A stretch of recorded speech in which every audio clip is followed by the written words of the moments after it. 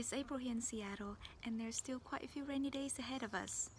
Take a walk in your neighborhood after a rainy day, and if you pay attention, you might find an earthworm friend on the sidewalk. Do you ever wonder why they surface after the rain? Hi, my name is Lan, and I'm a naturalist at Seattle Parks and Recreation, and today I would like to share with you some intriguing facts about earthworms. Next time you find an earthworm, look closely at it. Do you notice that it has moist skin? And why do you think that is? You might already know that earthworms like damp soil, and that's why we find them under logs or in damp garden soil. In fact, they need that moisture. They need to be in a damp environment to keep their skin moist so they can breathe.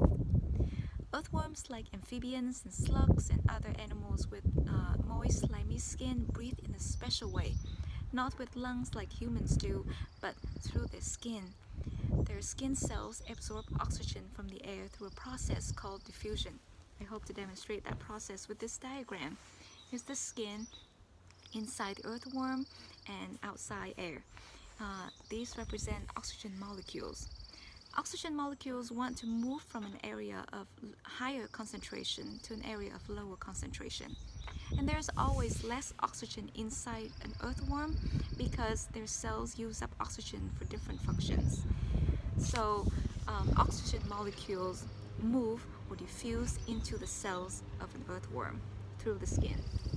The same process applies to move carbon dioxide out of the cells to get rid of that waste for the earthworms.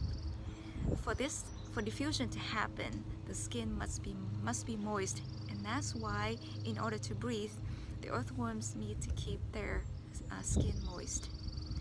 Why do earthworms come out after the rain? Some say that they might drown in the tunnels when there's too much water because it means less oxygenated air for them to breathe. Others say that it's easier and earthworms can move easier and further when it's wet outside as they migrate to different locations or to find mates to avoid the hazard of getting stepped on or getting dried out in the sun. Next time you take a walk after the rain, watch out for these brave creatures and consider moving them to a safe spot close by with wet hands so that you don't strip off that slimy mucus layer that keeps them moist. I invite you to observe them first. I hope that you will find them as interesting and as worthy of appreciation as I do.